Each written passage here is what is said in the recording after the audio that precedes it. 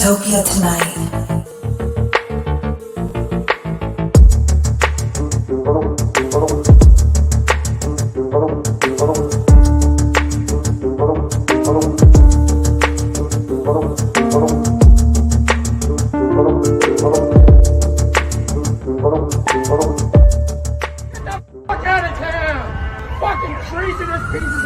Dystopia tonight.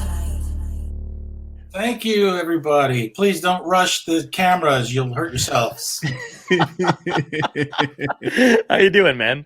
Good. I'm doing okay. You know, I'm here in LA. Where are you guys, by the way? I'm not even sure. Jersey. In New York. Oh, Jersey. Yeah, New York and New Jersey, yeah. Do you know about the Uncle Floyd show in New Jersey? Yeah, of course. Yeah. Yes. My first time I ever wrote something for TV. The Uncle Floyd show. Wow. That's incredible. I love Uncle Floyd. I worked with him a bunch, and he's just a super cool dude. Yeah. I just got in touch with him again after, I don't even want to say how long ago it was, but I was not even 20 years old.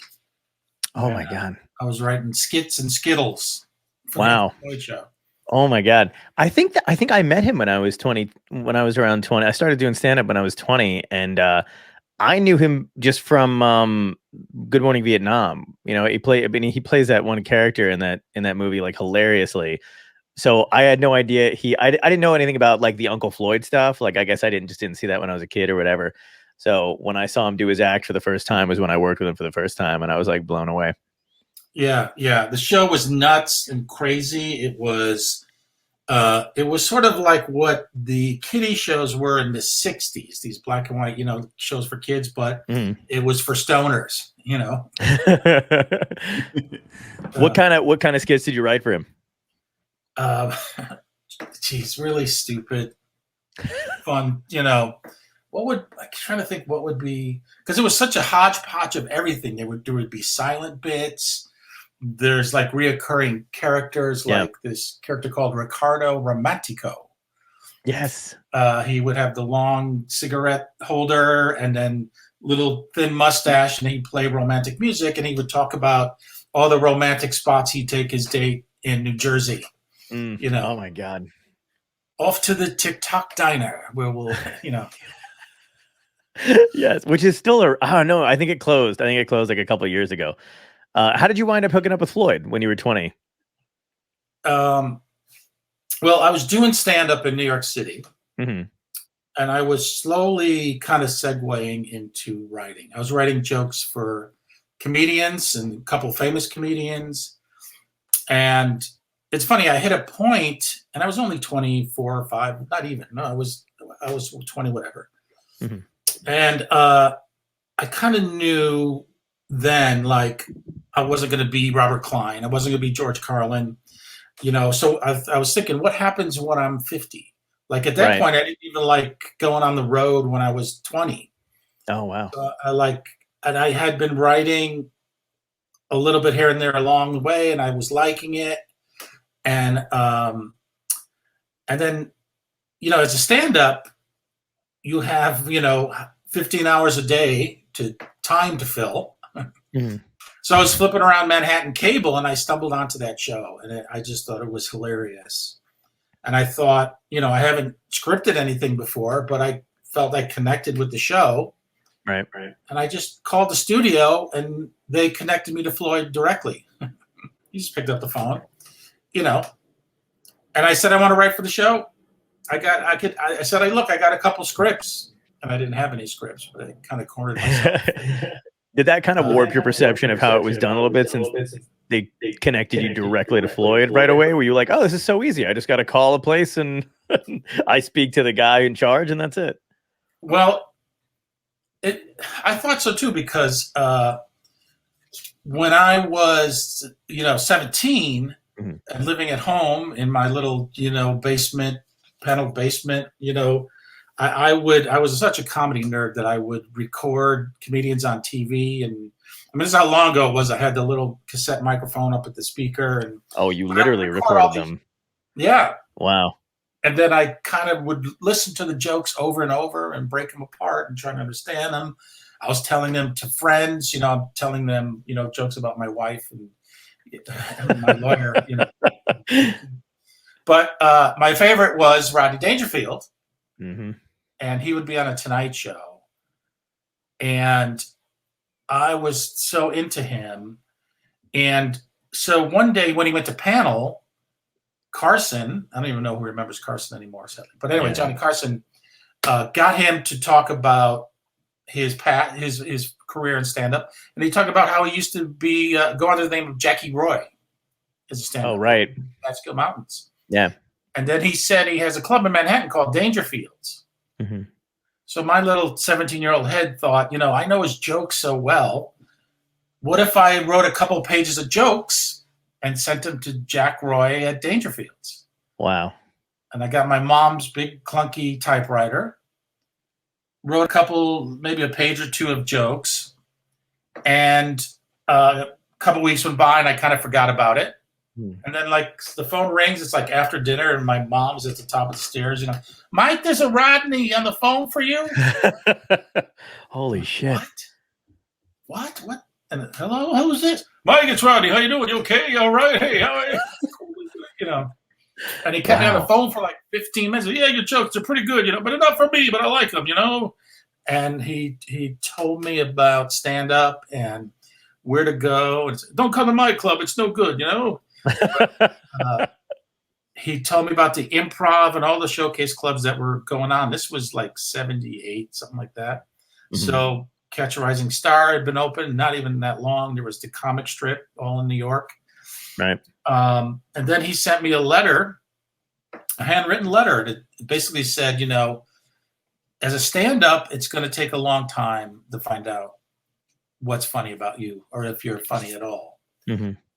But that was all the inspiration. Like, I guess I really need to do this. Yeah. Yeah. No, I was going to say that's incredible because something like that. I mean, I remember, when I started doing stand-up, just a nod or any kind of approval from somebody would keep you going for, months. If somebody that you admired was like, hey, nice set, that's all you needed. You could bump for the next, whatever, but that just kept you on this crazy high. So to get to talk to Rodney and then get a letter from the guy and, have him steer you must have been amazing. Well, even your peers, or if you're hanging out at a club and the men or women, the guys or girls who have been doing it before you have, and that one day where they go, hey, that was really funny. Even that is Absolutely. Yeah. I got to ask you, because I'm glad you brought the Rodney up and stuff. Because I ask almost everybody that's on the show, because they talk about how good. I didn't get to meet him. He's one of those dudes that I really wish, even if I wasn't doing stand-up at the time, at any point in time, I wish I got to meet him because I love Rodney. And he's, I don't know. There's just, I heard everybody say he was a very generous guy. He was very good to younger comics. And then you saying that he just actually called you on the phone, even though he was he said your jokes are good, but they're not for me or whatever, just to reach out and do that. Do you feel like that kind of thing is gone in a sense? Because Rodney was super nice to young comics. I heard somebody had told me that he would pay comics sometimes, even if they didn't use the jokes. If they wrote a joke, he liked it, give them money for it because he knew he'd pay their rent. You know what I mean? Or he just loved comedians. Do you see that a lot these days? Somebody like that taking people under their wing?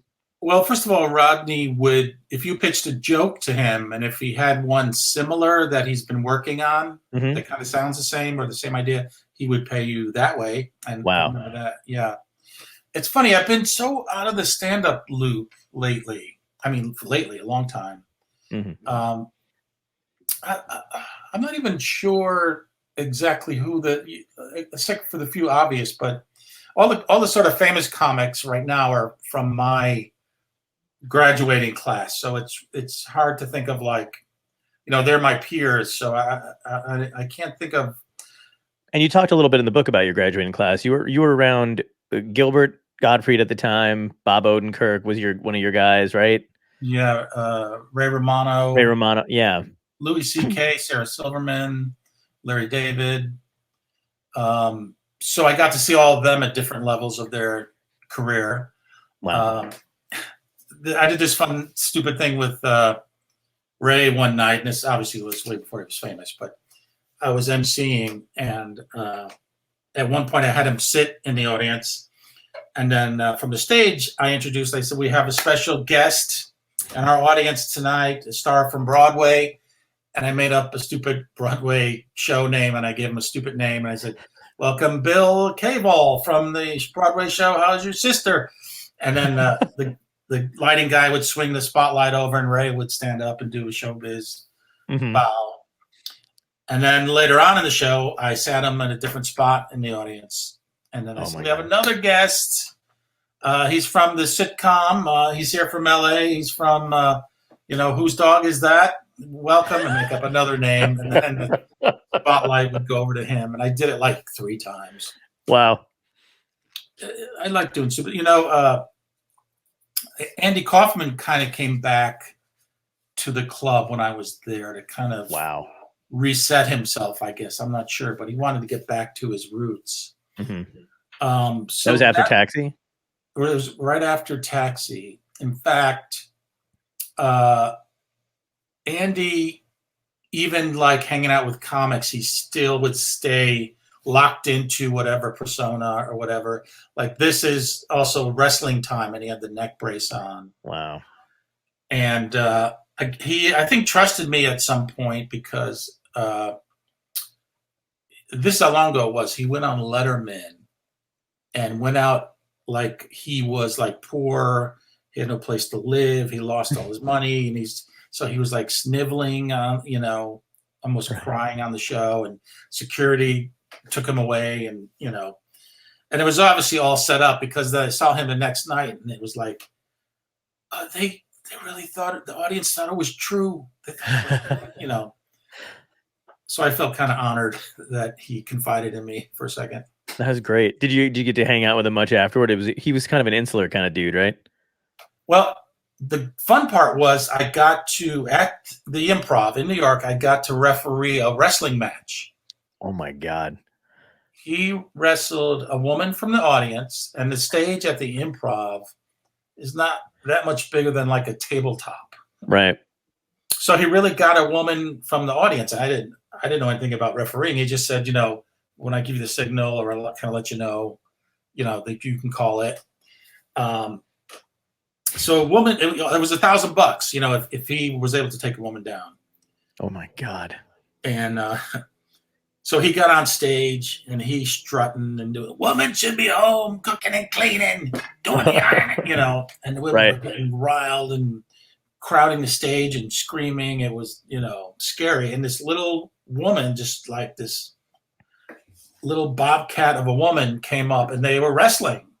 Oh my God. It was getting scary because he's whacking her around like a bag of laundry, and I'm like, he's gonna get hurt, man. Oh. And I eventually called it. It was like sort of close, but I just couldn't. I didn't want to see anybody get killed. Right. And he didn't. Some of those women he didn't know, right? I'm assuming, and some he did. I think most. Certainly, when he did it like that in the club, he didn't know them. Okay. The ones he did on TV, though, it was usually. I always wondered. I'm not even sure. That's crazy, man. That must have been that's like that time always interested me in like stand up and stuff like that, because it seemed like the comics ran the clubs instead of vice versa. You know what I mean? Which, like, nowadays it's like, unless you have 1 million followers or you actually can sell out whatever, then they kind of let you do what you want. But like, for the most part, it's get in, get out, and we gotta sell salads. Yeah, I don't. Have you been in the world, or have you dealt with like bringer shows? When I started, I did bringer shows. I did a few bringer shows, and I got lucky enough to be picked up by a headliner who just thought I was funny and took me on the road with him. So I got taken out of the bringer scene pretty early on, but I did a few. So what is that like? Is it really, you got to bring in 10 people that are going to pay the minimum, or? Yeah, it was the word. It was kind of dehumanizing too, because like I'm the same way you just said you were a comedy nerd. So was I. Like I used to buy any kind of book that anything that had to do with stand up. When I was in high school, I had Franklin Ajaya's book. And carried that around with me in my book bag more than any of my other books. And then, so I had, heard about the way that everybody else had come up doing it. You go to these open mics, you wait in line, you do whatever you have to do to get on stage. If you're funny, you get on. And then I started doing stand up, and it was basically like, you have to almost pay to get on stage, to the point where if you don't bring 10 people, you don't get to fucking go on. Or, and that was it. Like, they'd give you 5 minutes and you had to bring 10 people, right? Some clubs would be like, you have to bring 15 if you want to go on, because of the stature of the club. And it was like, if you didn't bring them, they either wouldn't let you go on. It was their choice. They wouldn't let you go on, or they'd reduce your time. So if only 3 people showed up, they'd be like, we get 3 minutes. And then you have to explain to the 3 people why they're not getting to see you do a full show, and why, it's so humiliating that you can't even concentrate on your own act. Are they allowed to, like, if you bring people, is it still guaranteed that you'll get on? Yeah, if you bring people, it's a guarantee that you'll get on, unless like somebody bumps you, which is, I only had that happen once, and I was like, oh, that's and they're like, well, next time. And I'm like, do I have to bring people next time? And they're like, yeah. Like, this fucking sucks. What changes? How does that turn around?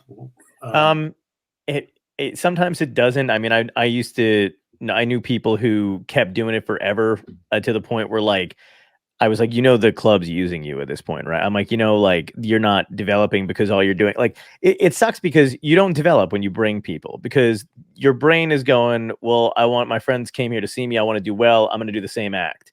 You know what I mean? Because it's like, you're just doing the same 5 minutes, but you're so new. You should be doing, in my opinion, you should be doing other things. You should be writing all the time, but the pressure is like, I want the club to see me do well, so I'm going to do what works. And I want my friends to see me do well. They paid to see me, so I'm going to do what I know works. And then you just keep doing that ad nauseum over and over and over again. And then, some people don't grow. Right. Because that was the beauty of what was happening in New York, and just before the boom, and all of a sudden these places opened up. But a lot of them were places where you were allowed to bomb. You know what I mean? You were allowed to fail, which is what you really kind of need to do. You need to be able to just screw around and say anything and see what works, Absolutely. I thankfully, because I started in New York, and I was doing the clubs there. I did a few bringer shows, and then I started calling random, like, other clubs, like, in because I lived in New Jersey, but I just go in time. And I started doing it that way.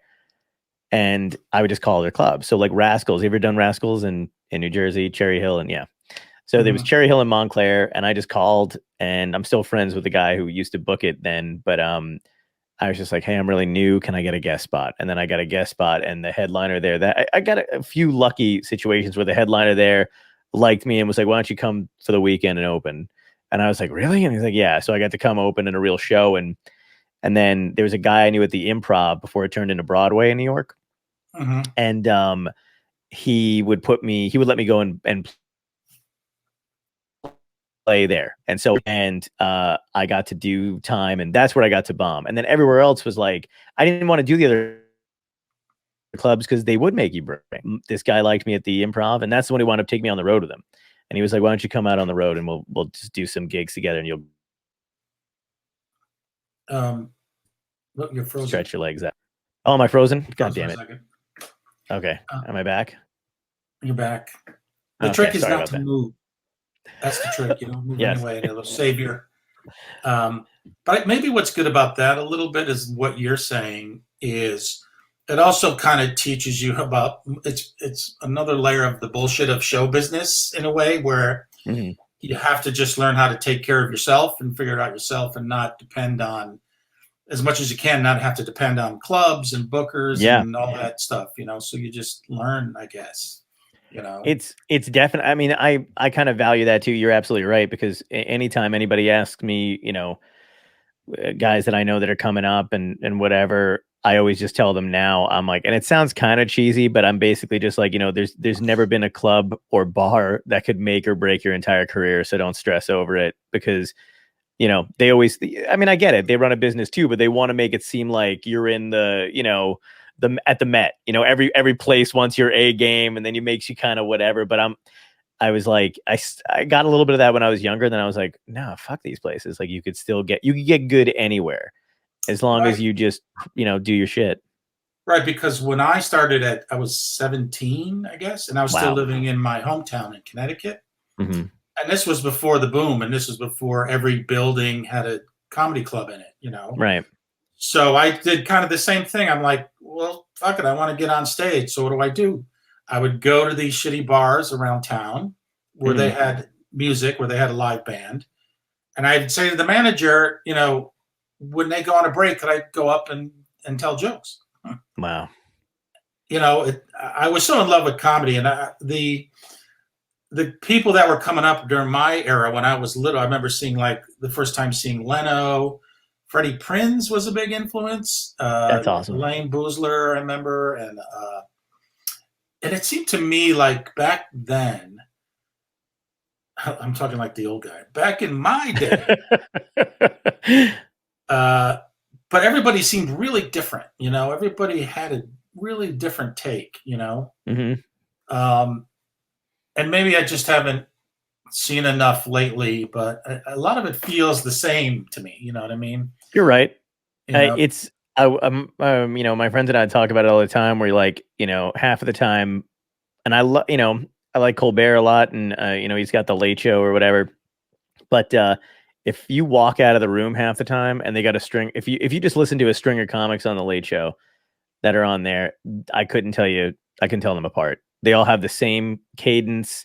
I don't know if that's just because the way the TV industry works now, where it's not like they just want to play it safe, but everybody's got the same rhythm. They figured out kind of like how to do it. So it doesn't matter, even people that I know who have done it, who I know sound completely different when they're on stage. I think they just get on those shows and they're just like, I'm going to do it A, B, C, and then a D, you know what I mean? And then it's really maybe it's homogenous. I think in my experience, when you start, and the same for me, you do in the beginning sound like your favorite comedians, which is fine. It's a good security blanket to get you started. Yeah. But at some point you got to crack through and find out, what's funny about yourself, use other people's voices to get your confidence. And maybe they're just getting on TV too soon. Maybe that's it. Yeah, that could be it too. It's just weird. I wish, I know what you mean. Like, it's almost like the same thing with bands sometimes. Like, I feel like 60s, 70s, 80s, I think you could tell the difference between like the bands and the roadies. You know what I mean? And now they all kind of look the same. And each band, like even in the 80s, like all the bands from the 80s, man, you could tell who they were by their look, their music video, whatever it is. And for some reason now it's just they all kind of just dress the same, kind of almost sound the same. And that's I'm 36. So like that's what I've just, it's just weird because I love 60s, 70s, and 80s music, stuff like that too. And I'm a big fan of the 90s. I just like music in general, the same way I like comedy. But I feel like if you're a fan of that stuff, you can't help but see there's this like homogenous, like kind of what sells sort of thing. Right. Especially now because we've lost the kid idolizing rock bands and wanting to become a rock star. Yeah. It might be because kids are maybe too lazy to want to learn guitar. I don't know. Yeah. But comedy has kind of taken the place of that, I think, I'm not even sure how many comics are kind of out there now. Is it tens of thousands? Or? Yeah. There is, because there's also, I don't know if you're aware of internet comedians, but that's a thing now too, where like, you're like, oh, do you do you're like, oh, you're cool, you're a comedian, like do you stand up or whatever? Oh, no, just post on Instagram. You're like, oh. So what do they just do, stand up in their bedroom? Yeah. Well, it's not even stand up. I mean, they consider themselves comedians. Like one guy does it really well that I know. And he's got this huge fan base, but all he does is post comedic videos. And then he started doing stand up because he would just he had this fan base. So they were built in, they'd come to see him and he would say what he said in the video, but he would put it in an hour-long set. And then and they get stage time. Exactly. And it's crazy. And that's the thing that kind of, I mean, think about it. If you were starting at that point and you had to deal with that kind of shit too, like on one hand, I'm like, kudos to you, because if you can sell out clubs, that's obviously what everybody wants. But it's crazy to me that, like, for me, like I've opened for I opened for a YouTube star once, and I can't tell you how infuriating it was, because it was like, the thing was like sold out. I did it at, like, the club owner, they gave him like a Thursday or something like that, or whatever it was. And then they were like, "Hey, would you come down and open or whatever? Because we don't know what this guy's gonna do. We don't know what he's gonna do." But sold out, and his fan base was young. So I got on stage, and I swear to God, it was a great show. I had a great set, because I don't think they'd seen a comedian before, like comedy. You know what I mean? And then, so it was like a weird kind of thing, because then he went on and did what he does on his YouTube channel, and he's got songs and whatever the hell's going on. And then they came off stage, and he got pictures taken with him, but they were also coming up to me, and they were like, "Do you do this all the time? I'm around here." And I'm thinking, like, I've been doing this for 15 years. Like, yes, I do this all the time. Like, but they didn't know. They weren't comedy fans. They were fans of his. Right. I don't even know the path now of what comics think, or where they go, or what they want to do. Do most of them think, I want to do the Chappelle route of just, book arenas, book Madison Square Garden? Is that a lot of what the goal is? I'll tell you right now, I think the goal is to get a fan base, and I hate it, because I just thought I just wanted to get good at stand up, and and still, no matter how long you're doing it, you just want to be a better comedian. And now it's very much geared toward, like, it's not just writing material anymore. It's not just about getting to a gig and making those connections. You have to be your own videographer. You have to be your own video editor. You have to make memes. You have to make sure your social media is up, and any new, so this whole apparatus is like to get followers. And if you get followers, then people will hopefully pay attention to you, and clubs will book you on the idea that you can bring a crowd, right? But I mean, I have 20,000 something followers on Instagram, right, that I've developed over the years. I'm happy with that. I'm glad I've got that. But it just doesn't, it's weird that they use that to quantify anything, because I'll be doing it. I know I've toured across the country or whatever, but they'll be like, I'll book a gig in Ohio, and they're like, "Well, how many followers do you have?" And I'm like, "Well, 20K, but not in Rochester, Ohio." You know what I mean? Like, so just like, I'm like, I don't know where they are, but it is something that I don't know that the business end of it knows how to quantify it just yet. So it's this huge facade most of the time. I think Madison Square Garden is something that obviously everybody looks forward to, but like right now, you just want people to show up. Like, I want to have I started doing this during the pandemic, because I never thought I'd be sitting. I didn't want to sit at a desk. I wanted to travel and do comedy and write and pitch shows, and and then COVID hit and got sidelined. So, I mean, and this I love doing, because I get to talk to guys like you that I've never met before, and it's amazing. But you hope you get an audience. That's all. And I mean, this is obvious, but it's worth repeating. And it's sort of the words of what Rodney told me, but it's so true. But it's really difficult, and it's like, no matter what you're doing, whether it's figuring out how to get audience and how to manipulate your media and all that stuff, it's really about finding your own voice, just finding your own point of view. And it makes it harder, but if you can tap into it, then you have everything, Yeah. And I mean, I've been writing since I was a kid.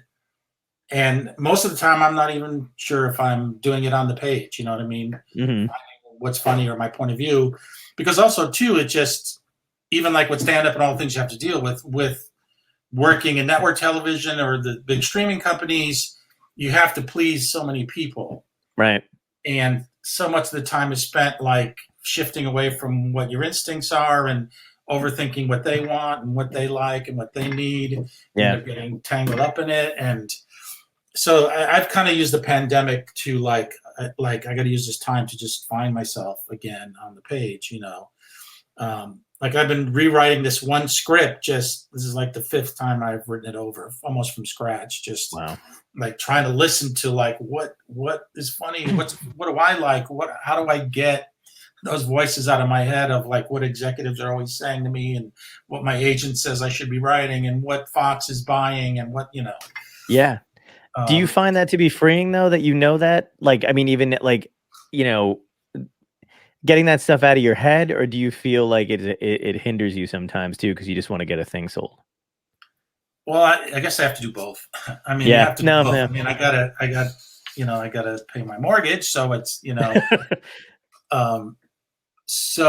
the other problem though is as me personally as a writer, like I could be on one show and be like the star of the room, Mhm. and then I go to another show and I'm like, I have nothing to say here. I Yep. don't know. I'm just not connecting. I'm not connecting with the show. I'm not connecting with the people in the room. I'm kind of fucked. It's a Yeah. weird phenomenon.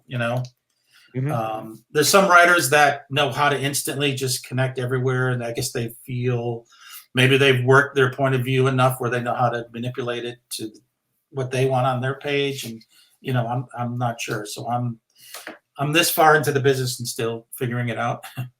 I know exactly what you mean though, because I mean, you've obviously got way more experience than I do, and I'm happy to pick your brain about it too, by the way. So I might do that a little bit more now. But the pandemic did the same kind of for me in a way where I was like, all right, look, I don't want to do this, I don't want to do that. I think that one of the things that I try to remind other people and myself too about the pandemic is that a lot of the clubs that would abuse comedians in a way, you know what I mean, like not pay you or that kind of stuff, they closed. And then we kind of persevered. I mean, we're the ones who bought equipment, started doing online stand-up, started interviewing. So that I feel like put a lot of stuff in perspective where, it gave everybody kind of a equal playing field or like a different set of value in themselves, just to be like, you know what? I outlasted that building I hate going Right. to.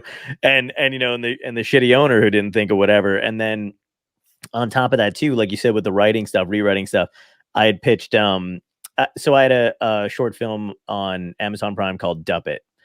And I'll snip this so it's not about me, but but I had that out there, and right before COVID hit, so the whole film is basically 11 minutes. It's a short film, and it's about this guy is dealing with depression and manifests itself into a puppet that he calls Dup It. It's a depression puppet.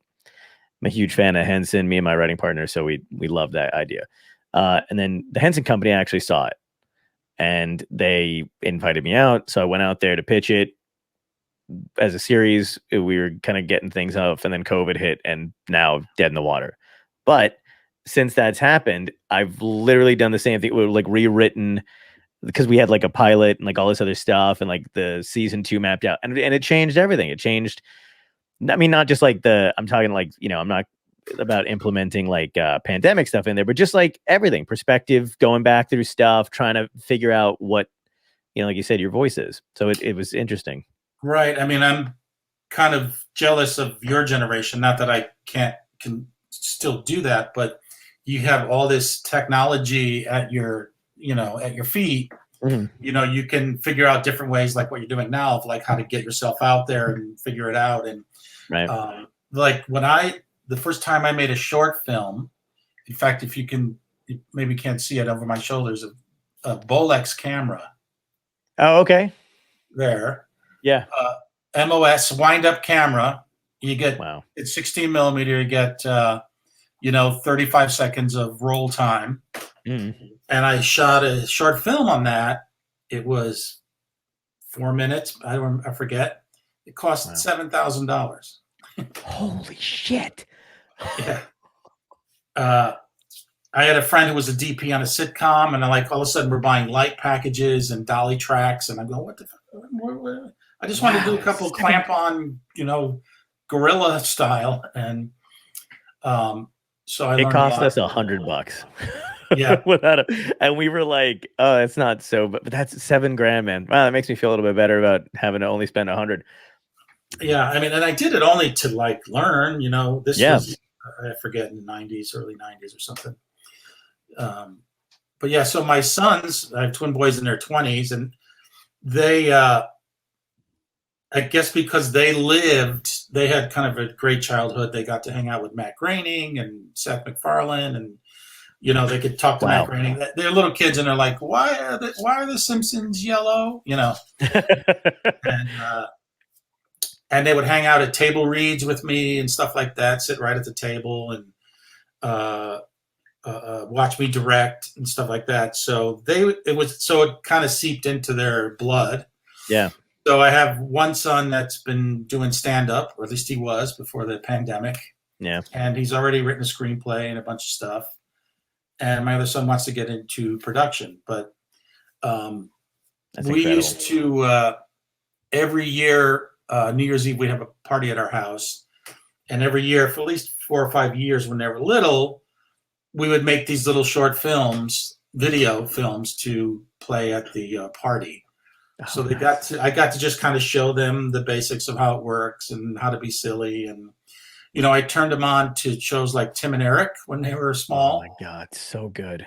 And Bob Odenkirk is the one who discovered them. And if you'll see in the book, of course, Bob wrote the foreword, and he and I have been friends since the 80s. So I got to take them over to the stage where they do the show and meet Tim and Eric. Mm-hmm. And they saw it was like a little storefront on Santa Monica Boulevard. It was like the size of a garage, maybe, not even that big. And I did everything in there. So again, they're little kids seeing all this stuff. So it's all just seeped into their DNA. So, you know, that's what they at least at the moment, that's what they're thinking of doing. That's incredible, though. You can't beat that's like an education you can't get anywhere else unless it's. I've talked to a couple other, comics and stuff like that who've got kids who have gone into, stand up and stuff. And that experience is invaluable. And it's almost kind of one of them. I think there's only one who was like, God, no, I don't want to be a comic.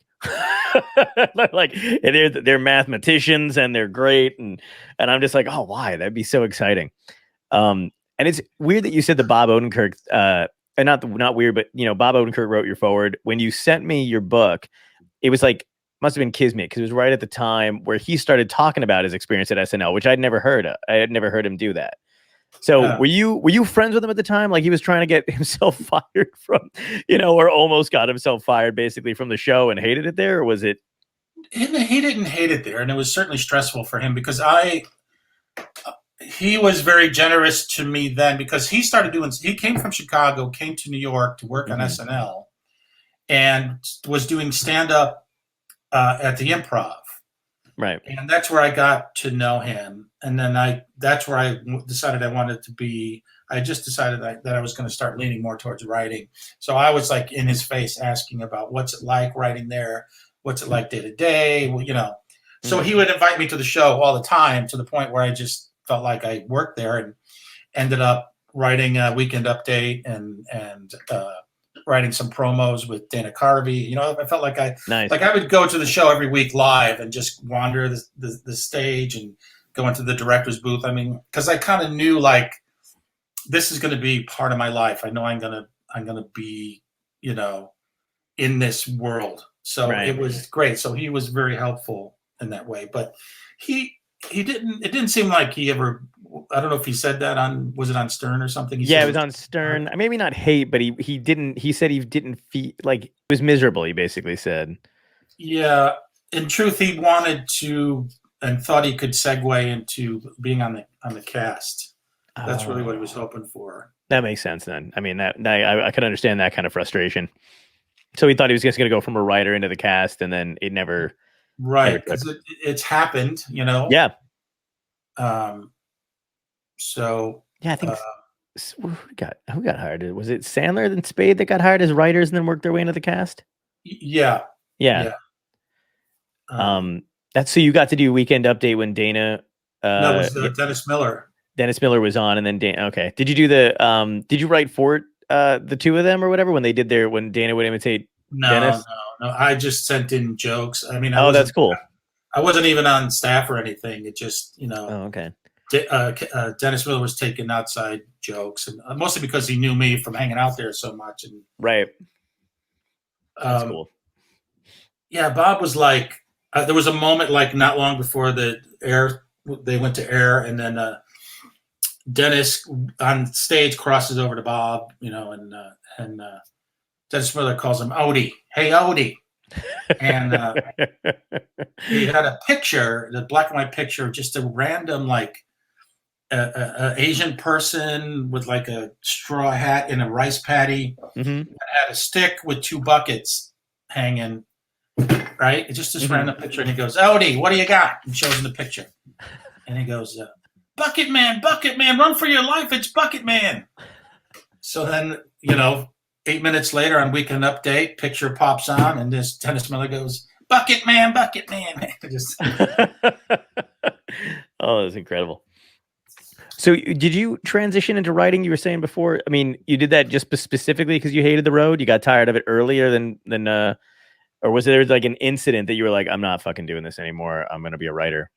Well, part of it is just really trying as best I could to listen to my instincts, and at one point I really lost interest in making the audience laugh. And it started to turn into try to make the comedians in the back of the room laugh. That became kind of the, so just doing idiotic stuff that, almost like inside baseball to, so that was more satisfying to me. So it felt like I was so in love with stand-up, but at some point I felt like I did everything I wanted to do with it. I played so many different kinds of arenas and audiences. Right. 3,000 people to, 6 people at a, bar mitzvah, or, it's, so I felt like I got all the excitement I was going to get out of that. In fact, the defining moment was I was in LA working on my first sitcom. And because of my New York status at the Improv, I was getting pretty good spots at night, at the LA Improv. And, spots sort of started to get later and later. I wasn't into it and as much. And there was one night where I got bumped, and it started, in New York, when you got bumped, the New York club was like a clubhouse. So part of it was hanging out with friends and just being into that environment. But I didn't feel that in LA. And you get bumped, and it felt like I was, waiting for a delayed flight at an airport. It was just like... And I got on late, and I did what I would do in New York. You fuck around, you do some stuff, that works, some things you thought that you could work out, and just random, just playing around. Right. So then it was a weird moment. I get off stage, and, it was 8 people. But as I'm walking past whoever ran the sound system and the lights, I didn't know who it was, but he started like patting me on the shoulder and like as if I'm going to commit suicide or something. He goes, "Don't worry, man. You just do it. You do it for a few years. You figure it out." And like, I'm already 10 years in, and I'm like, right. And it's like saying you got to start over. And I saw the stand-up ghost, the spirit inside of me. I almost visually saw it leave my body and just go up through this roof of the Improv and just go away forever. Wow. And I never did stand up again. That's incredible. Although I did do it a couple years ago because my sons had never seen me do it live. So I did it. Did it feel good? Well, it was great. The lesson is sort of, I don't know if it's a lesson, but it's a realization that I was in such a position of where there was nothing to lose, that there was no way anything could go wrong. It was actually just great, and it was fun. And it made me think, like, if I was able to get to that place when I was young, like where it's like, fuck it, who cares? Then you I think would soar, Yeah, I think that's almost the kind of attitude that you have to have in a way, even though, because like I've seen guys who that's the kind of thing. Like, I mean, as comics, we observe people, we observe behavior, and it was one of those things where I had seen a lot of guys who were, I've been on the road with a lot of people who were super bitter, and right away in my head I was like, I don't want to be that guy. Like, that's why I was glad. I mean, you started younger than I did, but I was 20 and I was like, okay, definitely don't want to be this fucking guy, because I'm enjoying it. I love comedy and I love watching comedy still. So I was like, let's try to avoid that thing. And the other thing was, the other kind of guy was the dude who just kind of did whatever the club wanted. You know what I mean? Or whatever the audience kind of wanted. And I was like, And like sometimes you think like maybe I need to do that kind of stuff because you just trying to figure it out, but you want to work, and those guys seems to do it all the time. And then at some point it just kind of clicked, and I was like, I don't want to be that guy either, because that guy is going to be 50 something years old, and he's going to be playing the back of that fucking Italian restaurant for the rest of his life. And I can't do, like, I would really rather just not do it if that was the case. Yeah, So, I had friends like that, and they would say, "Man, I killed." I know, but you were at laughing spleens. You were at Mr. Shut Up and Laughs. For 40 people. Does it matter? Yeah. They didn't think big picture. Yep. And something just happened to me recently. And I can't say his name, who it was, but I got a call from a club owner who was like, I can tell you who it is afterward, but she's a good friend, and she was just like, hey, would you mind opening for, so and so or whatever?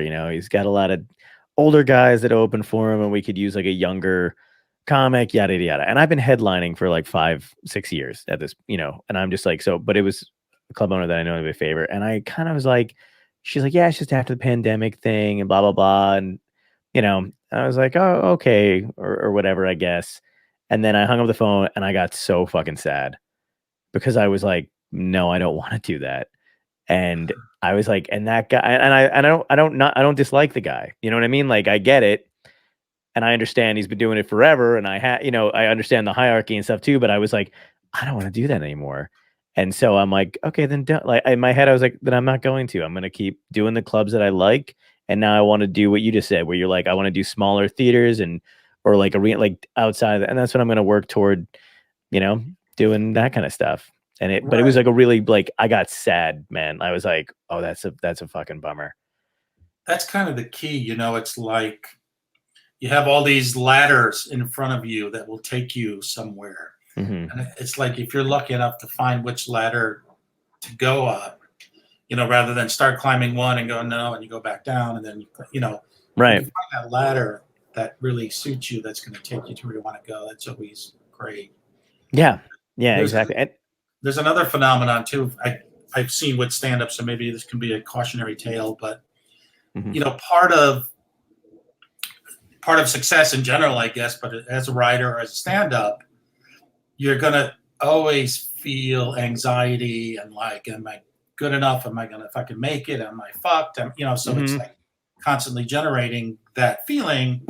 So that's really there, I've learned, to keep you going and keeping you thinking about what you need to do, keep fixing things, and keep working on things. You need to feel that.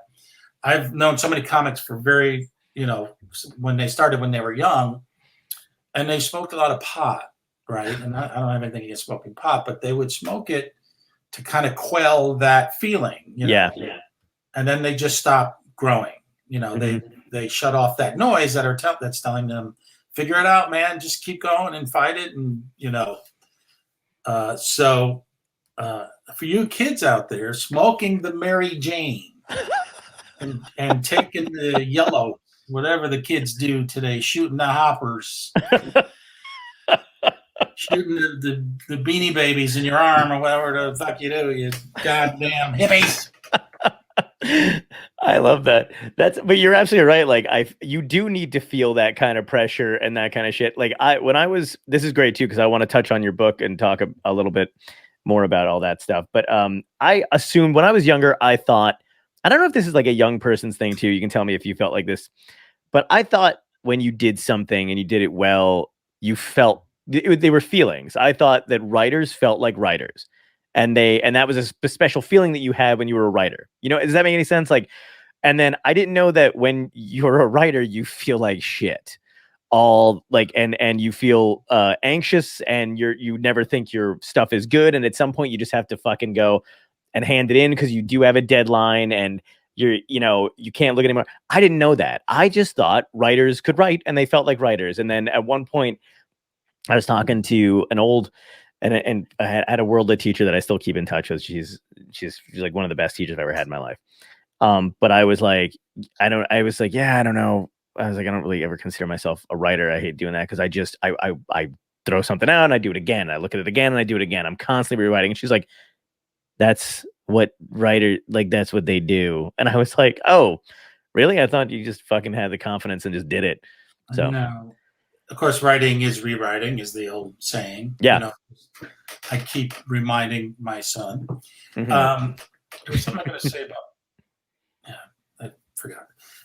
But yeah, well, you don't know, but I am, constantly when you're writing, you just have to. These demons are just flying all over the place, trying to fuck you up.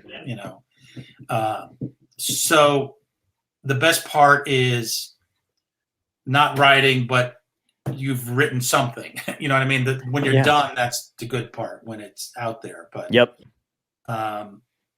but it even gets a little harder as you get older in a way sometimes, where because you have so much input from so many places and so many different ways you can go now, and so many ways you can figure it out, that now there's more choices, there's more concerns, there's more PTSD, there's now there's actually more demons as you go. In fact, LA is makes you feel disposable. Oh God, yeah. And it's part of why Mike Nichols, world famous writer director, lived in New York. He just felt better in New York because as soon as he would come to LA and he'd get off the plane, the first thing that hits him is like, how am I doing? Am I okay? Is this, I lived there for 2 years and I felt like somebody had said this to me and I was like, is this supposed to be comforting? Because it was like, they were like, every time you go out in LA, you're auditioning for something, like whether you're at the grocery store, whether you're ever, like the entire, all of LA is an office. And I was like, fuck, that's the worst feeling. And that's how I felt the entire 2 years I lived out there. Like I was always, whatever. And then what's worse is when you're not working, like when I first got out there, I pitch meetings and the whole spiel. You go, you take the water, you know what I mean? Like I'm on a water bottle tour basically of all the fucking networks and all their shit. And then but when you stop, you feel like a piece of shit because no matter where you go, somebody's always talking about doing something, and everybody's asking you what you're working on and what's going on, and then plus adjusting to the LA comedy scene too. I luckily, do you know Pat Barker? So he wrote for like a couple HBO sports shows, whatever. But he was at the Comedy Store. I'd known him when I started doing stand up. He was a Philly guy, and I was in New York. And then I'd ran into him at the Comedy Store. I had no idea he moved to LA. Right? We just you lose touch with other comedians or whatever. Moved to LA, got married, had a kid. And then I ran into the Comedy Store, and I was like, holy shit! We're like, oh my God, because East Coast guy. You're like, oh my God, this is so great. So then he's like, how long you been out here? And I'm like, oh man, I'm like out here for 3 weeks. And he's like, you bombing? And I was like, every fucking day. Like, and he goes, just let me get you. He got me like a spot at the Comedy Store. But he was like, he's like, once you start doing the clubs, he's like, once you get into a club, you'll be fine. And he's like, because I was doing like a hostel in Santa Monica, just getting all these little things here and there, and I was just fucking eating it. And then once I got into the Ice House, it felt more natural, and Magic Club, whatever. But yeah, LA's a fucking hole sometimes, like when you're younger too. Yeah, it's a factory town basically, Yeah. And it's where corporate meets creative. It gets really hard. I was developing a show with Adam Sandler for Comedy Central. It was Gay Robot. It was an animated thing, and right. and Nick Swardson was the gay robot. Right. And there was so many factions involved. It was like Comedy Central, then there was a studio, and it was Sony, and it was like, so I get on a phone for notes, and at one point there was 11 people on the phone. Wow. And I'm like, I can't. We're not going to get anything done. Yeah. It's impossible. It's just impossible to, and maybe some people are better at that. But at one point I just said, I can only give me 3 people on the phone, or we're just not going to get anything done. Yeah. It's too many. It's too many people involved in that kind of stuff. And I haven't even been on it. Like I had something, that I had pitched or whatever, and to Ish TV, whatever the hell that is now. I don't even know if it's still around.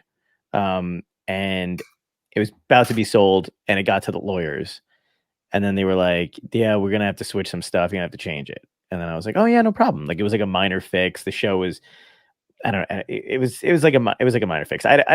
It's not going anywhere. So I had a thing for like it was gonna be called like 2 weeks notice, and it was about helping people. Remember when the dude from JetBlue quit one day by literally opening a can of beer, telling everybody to fuck off, and then hitting the eject button and sliding down the. I don't know if you remember that news story. Vaguely. Yeah, it was like around that time. So it was like the greatest, quitting of a job ever, and it took on this whole thing. And I wanted to do kind of like a show around, because then it spiraled into like other people posting their "I'm quitting my job." It was like millennials were doing it or whatever, and so somebody had told their boss off. So like this whole thing. So I'm like, oh, that'd be a cool thing to do. So it was like when I was early trying to pitch stuff, and I did that, and I was like, yeah, let's do it. That'd be a lot of fun. And then we'll help people quit their job. We'll get everything, when you're starting out, you're like a panel of comedians because you wanted your friends to work. So I'm like doing that kind of thing. And then they were like, well, how do we film somebody quitting their job? It's like a legal thing, whatever. So I rewrote it, and then I rewrote it again, and then I rewrote it again. And then the lawyers were still like, absolutely not. And then I was like, just tell me what you want it to be. Like, I can fix it if you want me to fix it. And by the end of it, they just given up on it. And I was like, what the heck? Like, they made me rewrite it like 6 times. And then I was like, it's too many people telling me too many different things. And, right. It's yeah, frustrating as shit. I've been on shows where there were so many different entities, and I had enough experience in that where it's like, all right, I'm not going to hang anything on my office wall because I know where this is going. Yeah. We developed an animated thing with Nicolas Cage a couple of years ago. Oh, nice. For Fox. Love Nick Cage. That was like a crazy journey. Oh, that must have been amazing. He's the best. It took, God, could it have been 2 years maybe? Wow. But then, we would wait for notes and then call his manager or whatever and be like, well, he's not reading right now. He's sad. And then It's like, well, what's happening now? Well, he was shooting in Bulgaria and broke his ankle, so he's not available. Oh my God. And then that's ridiculous. The rough part was he was finally, on board, and Fox liked the script, and it got to where like I got all my voice actor friends from like Futurama and everything to do a table read at Fox, and even got I forget her name, but anyway. And I kind of said to all of them, like, Nicolas Cage is very mercurial, anything could happen, but it's scheduled for, Wednesday at 9:00, blah, blah, blah. Right. And then the day before, of course, Nicolas Cage says, oh, you know what? I don't want to do this. Oh, my God. I take it back. He's not the best. That's fucking horseshit. So that was the end of that. But God damn. I don't know if it's for better or for worse, but every project I always like, I'm always waiting for a shoe to drop because that's just how it goes a lot of the time. Yeah, I want to get to your book. I want to say this one quick thing because it's so. Do you remember when CISO was around? NBC's streaming platform, CISO. Yeah. So I walked in there at a meeting to go, at another series that I was gonna be working on or doing whatever. And when I walked into the building, they had boxes on their it was like basically almost like a warehouse. And I was like, they're either just moving in or this isn't gonna get picked up. And then when I get there, the guy was just like, hey, you want any chapsticks or CISO pens? And I was just called my manager and I was like, they're handing out this isn't going anywhere. Can we just get out of this? And then it closed, and then CISO folded like a month and a half later. But I'm like, why have the meeting? Well, I'm not going to save it. Like, you really have to, and everyone should kind of get in that head of like, you have to just laugh at that shit. Yeah. Oh, hilarious. Recently I met with someone who had an animated series picked up for Netflix. Mm-hmm. We hit it off at the meeting, and it was like a great thing. And then let's work together. And then a sexual harassment thing happened on his end, and then goodbye. Oh God, so dude, it's so funny. I had the same thing happen at early on in the Colbert Show. I was supposed to perform on the Colbert Show as stand-up or whatever, and the guy he had just been promoted to. To a position that they didn't even have, right? and he had been a late night staple. I bet you know who he is because he was around all through Letterman. He had gotten the job by appearing on Letterman at one point, right? So he gets this job. I have a meeting with him. I had a book out at the time. So he loves the book. He wants to send it over to the, whatever publisher. The whole thing's going great. Me and my manager in his office loves me. And then, we don't hear, like a month later, we're not hearing anything and I'm not sure what's going on. And the woman who books does all the conferences for the bookings isn't really responding, something's going on, and then boom, man, he got fucking slammed with some kind of sexual harassment thing for calling Colbert gay, and harassing the interns or some shit or whatever. And I was just like, you have to laugh because I was just like, oh, okay. I'm like, so we just am I just done now or yeah.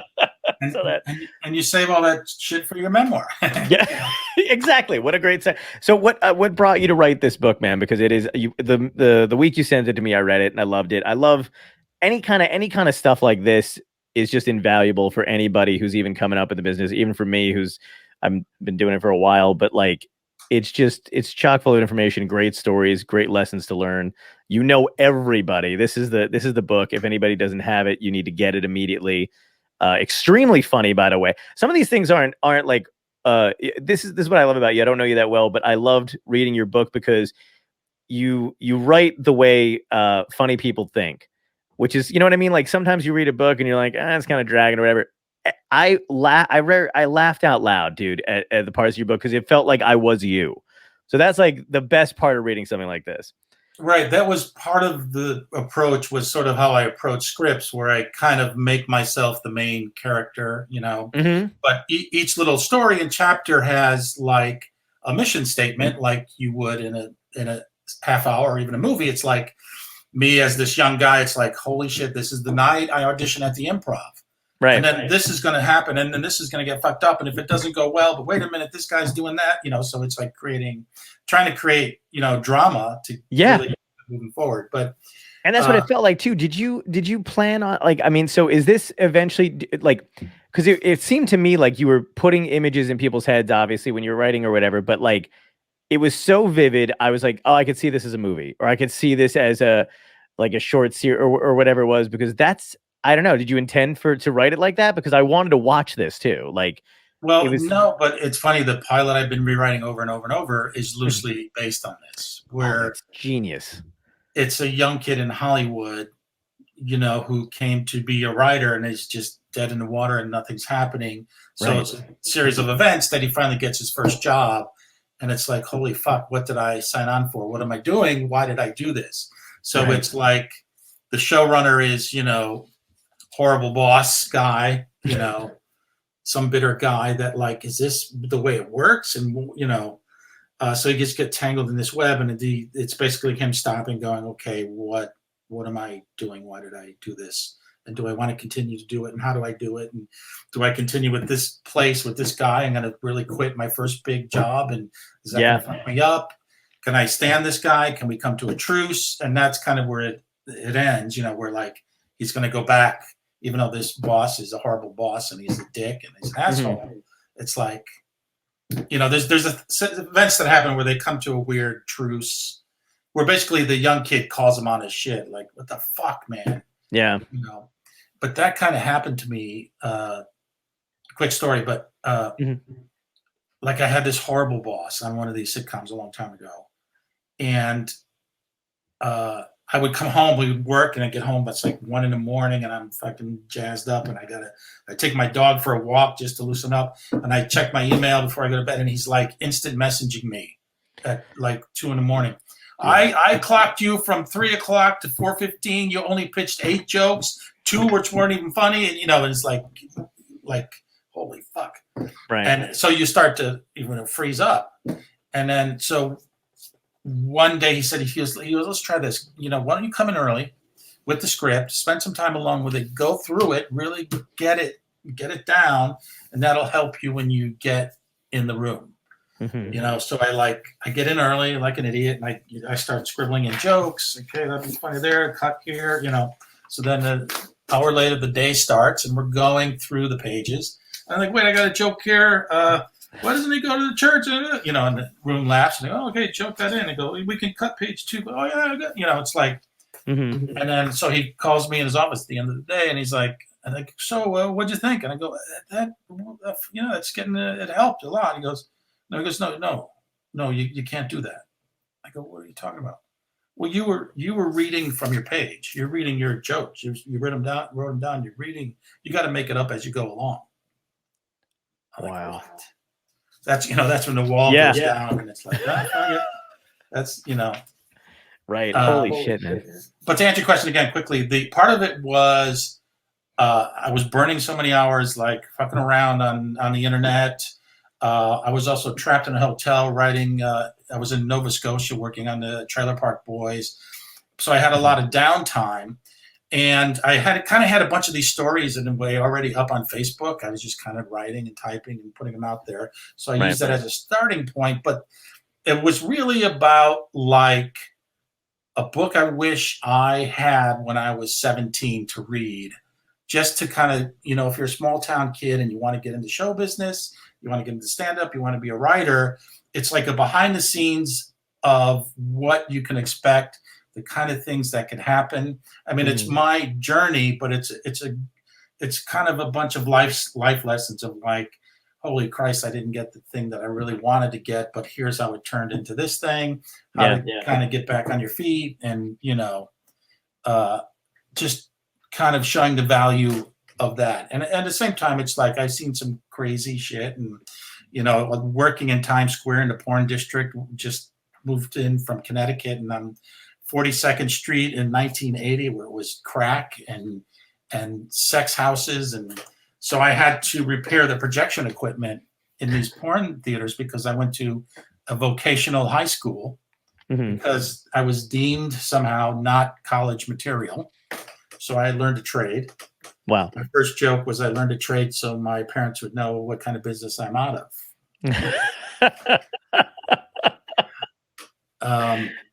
I just had a lot of crazy experiences. I worked on so many different kinds of shows and worked with so many different celebrities and comic heroes, and man. I mean, that's the other thing too. Like that, your book brought me back to like my high school days of when I was grabbing anything comedy that I could find to cling to make me feel like I was in that world. And not so alone to begin with anyway, because we're a unique breed to begin with. Nobody thinks the way we do half the time. And you just feel like until you meet somebody else who's like you just nobody else. So that's another thing that is a great thing about the book, is that it just crystallizes that whole process and time and stuff. And the amount of people that you work with, I mean, did that when you were working with all these people and going through all these shows, were you just kind of bouncing from show to show to show to show and just like writing for people? Or did you ever have that moment where you paused and you were like, I can't believe this is fucking happening? Like, is this really happening? Yeah. Were you able to realize it? I mean, like at some point, Matt Groening and I were just friends hanging out, and we're like the idiots in the back of the writer's room laughing, right. And like David Cohen's yelling at us to like, come on, let's focus, Right. Martin Short, I mean, that was great because he had a talk show. It was a weird thing, and it wasn't exactly right for him. But I remember that when I was young. I saw the one with Steve Martin when he was on. Yeah. So that was kind of cool working on that, because he'd have lunch with us every day, and he would bring in someone from SCTV to redo their character. So I'm sitting with Martin Short, and then Edith Prickley is there, and Count Floyd, and so that was cool.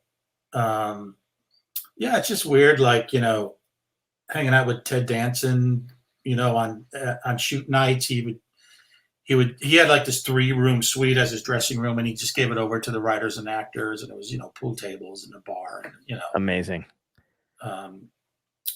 And meeting the old time celebrity, old time comics that my dad and I bonded over as, when I was a kid, right. Watching them on TV. And there's a story in there that for my dad's 60th birthday, and my dad was living in a small town in Connecticut.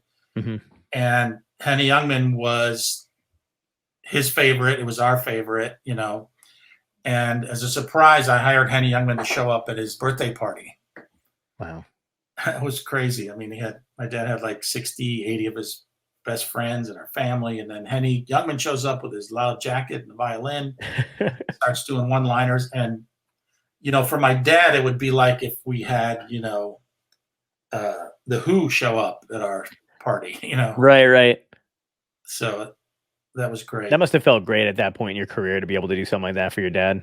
Yeah.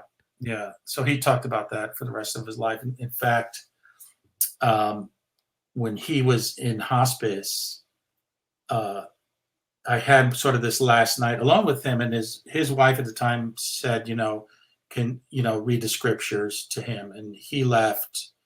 And I just popped on Henny Youngman jokes on my phone and just like, oh my God. My wife said, take me somewhere I've never been before. I said, how about the kitchen?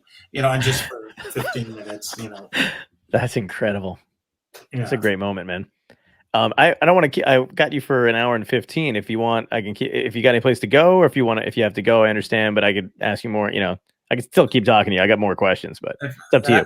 Ask away. Awesome, dude.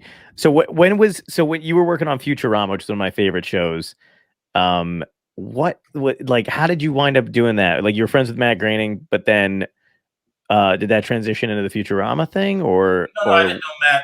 I didn't know Matt before that. Oh, you didn't know Matt before Futurama? Okay. No. We sort of bonded over the show. Okay.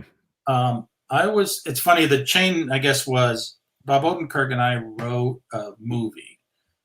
We wrote this thing based on Us, which was every Friday we would find the craziest 1970s black exploitation movie. Mm-hmm. We loved those movies. We thought they were so cool. Right. We'd try to find the craziest one. And every Friday we'd have this screening thing. We'd have a couple people, David Cross and whoever, some Mr. Show people, and we watch these movies and laugh our asses off. Mm-hmm. So we had this idea for a movie. What if these nerds, us, got stuck in a 1970s black exploitation movie? So it's them in downtown Detroit with pimps and hookers and, Mm-hmm. And we ended up actually selling it. But it of course, didn't get made. But so there was the Eddie Murphy show called The PJs. Mm-hmm. It was like a filmation, not quite animation. Yeah. And they were looking for writers, and I used that script as my sample. Nice. And that got me the job. And I didn't know that everybody at Futurama were like crazy fans of the PJs. In fact, in some Futurama episodes, there's, PJs Easter eggs. Yes. There's the sewer. Yeah. Cover. Yeah. The manhole cover. Yeah. And then there used to be this yearly writers party, which they should do more of these, but it was a benefit for cancer at a bowling alley. And that's where I met David Cohen. Wow. And he was excited to hear that I wrote for the PJs and was asking about it and all that stuff. And then he contacted me a couple weeks later and says, we need a writer over here, send a script over. And again, that's, for better or worse, that's part of what you're saying, you are kind of auditioning, but sometimes the auditions pay off. Yeah. So yeah, then he liked my script. I mean, I remember what you sent in? You know what? It might have been a 30 Rock or something. Okay. That's awesome. I met with those guys, and Matt was really cool, and David, and he got excited when he heard I had electronics background from trade school. And then when I told him I worked for NASA, I worked on the space shuttle, they were like, well, here's your office over here. I mean, that was like, wow. That was the sealer of the deal. Yeah. That Futurama is like, I love The Simpsons. I've been a Simpsons fan, for years. And then when The Simpsons started to get, yeah, I mean, it's been on forever. You know what I mean? I think everybody kind of grows out of it. I don't even, I know people who love the newer episodes completely, and then I love the older ones and stuff. So they're like, they don't like the older ones, but when Futurama came on, it was like that was a whole other level of just writing and brilliance. And did you guys how the hell did you guys wind up like branching off into it? Was like a whole different sense of humor though too. You know what I mean? Like it still had the Simpsons element and the zaniness, but like whatever the Simpsons lost, I think Futurama gained, and then like times 10. Well, I mean, all those guys. I mean, if I ever pat myself on the back, it's for that, because they're all Harvard guys, and I had 2 years of high school and 2 years of shop. You know, Right. So I feel proud of myself for doing that. But I know they liked me because I was a joke guy, and they're kind of Harvard guys who are very kind of structured and focused and mathematical and scientific, and I was a joke guy, and I was kind of the emotion guy. Okay. Example of that, I don't know if you know, there's one called Game of Tones, where Fry is running around in his dream trying to say goodbye to his mom. Yep. Beautiful. And that was based on my mom. When her mom passed away, she kind of got over it when she had a dream of her mom saying goodbye to her. Wow. Know? So I figured, Fry really didn't have that moment with his mom because he was jettisoned into the future, Yeah. So yeah, that's a beautiful episode. I will never forgive any of you for Jurassic Bark, by the way. Oh yeah. I think that's probably one of the first or few times I like openly wept at a cartoon by the end of it, where I was just like, and the one with Fry's brother. Yeah. I can't remember that. Luck of the Friarish. Yeah. Yeah. Beautiful episodes. The dog thing and the Seymour the dog at the end of Jurassic Park. That ending was kind of a throwaway. It felt like a last minute, unless I'm misremembering, but it was sort of like, oh yeah, let's have the dog the thing. Oh yeah, let's put that in. Like it didn't. Nobody stopped and was like, it just felt like, oh, that's a good way to tag it. Yeah.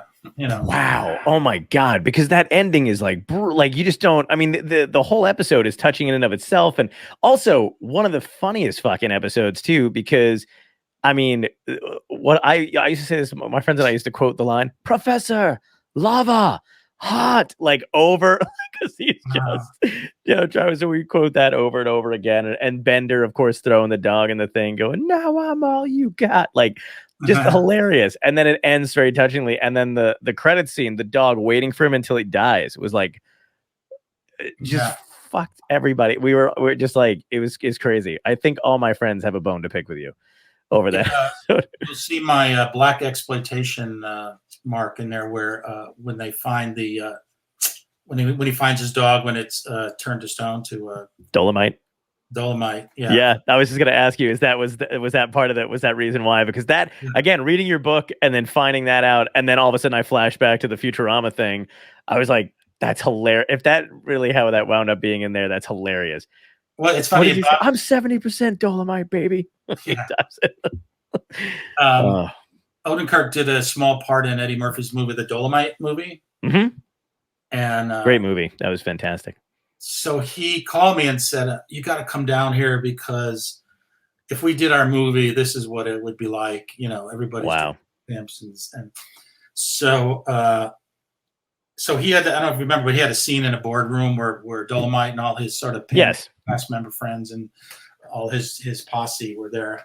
Mm-hmm. And Bob was playing the sleazy guy, the distributor who was going to rip him off, basically, and Dolomite didn't know what he was doing. Yep. And Eddie's speech to him was like, "You white mother," throwing an N-word around and stuff like that. So we're on that set and waiting for Eddie, and then everybody's sitting there, the cast and everything. And Bob said, "Mike, I want to go over my lines. Can you run Eddie's lines for me?" So I'm standing there with everybody at the table, and I'm like, I'm like Bob Newhart. I'm like. All right, you white motherfucker. And then there was like the N word a few times, and I like, right. Do, and I just tried to mumble it. Oh my God, that's great. So I gotta ask you to tell everybody, what did you do for NASA when you worked there? Well, if you want to know the truth about it, was I made transducers. They took fuel and air pressure and converted them into digital readout. And I had to test them under certain conditions, like 6,000 degrees and 4,000 below zero. and then I would have to record the data, put it into a computer, and it would tell me the correct tolerances to put within the circuit changes. Oh my God, that's fucking nuts. I know. I was in this tiny room with these two Vietnam vets. I guess I could pat myself on the back for that, because when I went to the meeting for the job, they gave me a math test. I'm like, what? They gave me a calculator and a math, and I'm like, oh man. And then I'm waiting for my results. I just wanted to run, Right. And it was like an airplane parts place. They mostly airplane parts. And then I noticed a little room in the back. Right. NASA space shuttle. And the guy said, yeah, you work here a couple of years. They'll let you work in the Rocketdyne division. The guy came out. He goes, we got your test. Now, if you want, we can start you in the Rocketdyne division. I'm not saying I'm a genius at all. Nothing like that. I don't know. But all of a sudden, I'm like, with these guys,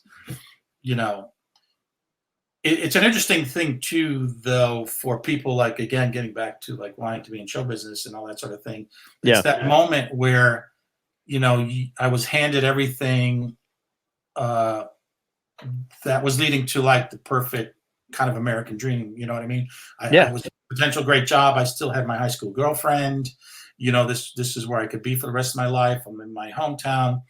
And I thought, okay, this is now the reality sets in. I'm not going to be the big celebrity. I'm not going to be a stand-up. Mm-hmm. It's when people get to that point of like, I'm not going to be in the NBA, right? So let me start my life now. Right. So that's where I went. I'm like, okay, this is now where I really put that away and start my life for real. Mm-hmm. And I'm into it. I'm like, and it just kept nagging at me like, wow, I can't. Yeah, you can't ignore that calling. Yeah. That's crazy though, because that's not like, let's be honest. Most comedians or comedy writers, they're like, yeah, my life could have been, working at the bank inside of a Ralph's. You know what I mean? Like, and I had the girl. You worked at fucking NASA. Like that's I mean, I've only got NASA hats, man. You got like it's on you. That's insane. Did you ever see anything crazy while you were there where you're like, what the fuck's in that room? You know what I mean? Like Independence Day level shit or no. Even the computer, we're talking this is 78 or something. The computer looked like an old manual typewriter, and I pushed the keys and then this long readout on, and I would have to interpret what everything was. Was it like the one in the Superman show from the black and white days? It was like you walked to a big room and ticker tape came out. You read it. Oh. The two Vietnam vets had no sense of humor. I was trying to we had microscopes, and I put a little sticker, peep show, 25 cents. And they looked at me like I was Viet Cong, See, where's your Rocket Boys movie? You know what I mean? You need an October Sky of how you went. That's got to be in. Are you writing that into the series? Where you? That's amazing. He starts at NASA and then goes to do and he's just. The guy's just like doing stuff like that around the office at NASA. And no one's getting him, and he's right.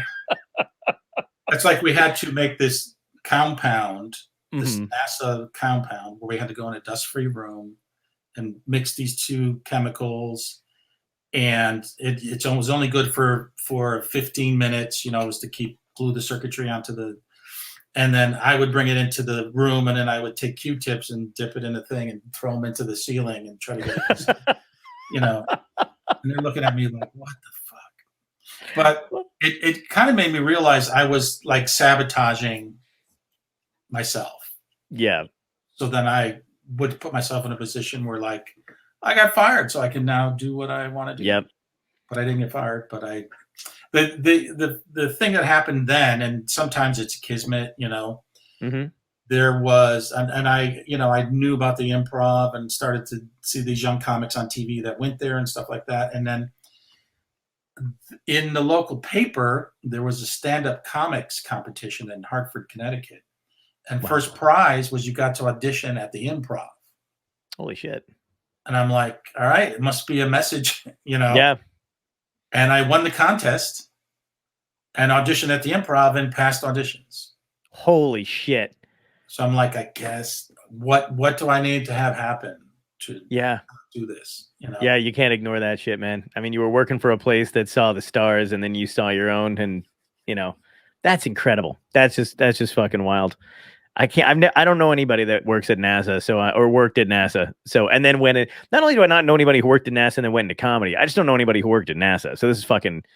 This is just amazing. You got. I love space stuff. I'm one of those people who just. I don't know anything. I can't do anything that you just said when you said you built into. I don't even know what the fuck that is. And like, I'm horrible at math. Everything else is great. Math cannot do it. I don't know why. I'm just dumb. I mean, not like basic math. I mean, like X for whatever. You know what I mean? Any of that shit. I'm an idiot. I mean, believe me, I could not even. I can't remember one tiny thing of math or any of that. I could not. Right. It takes me 8 minutes to figure out how to put the tip on the check. You know, like do I carry the?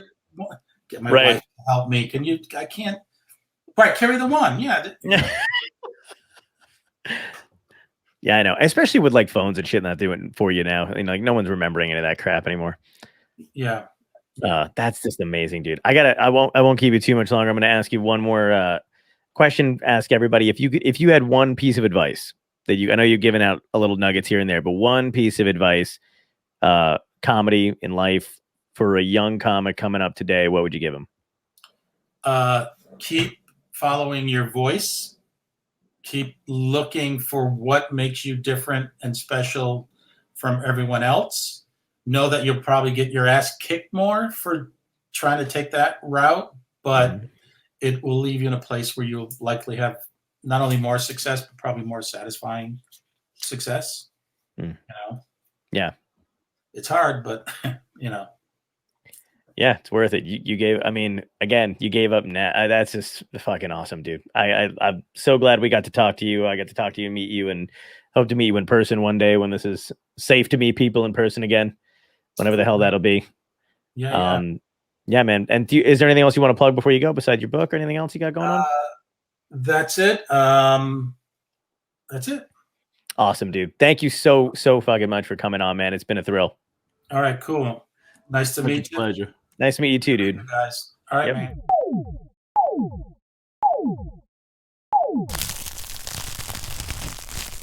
Dystopia tonight.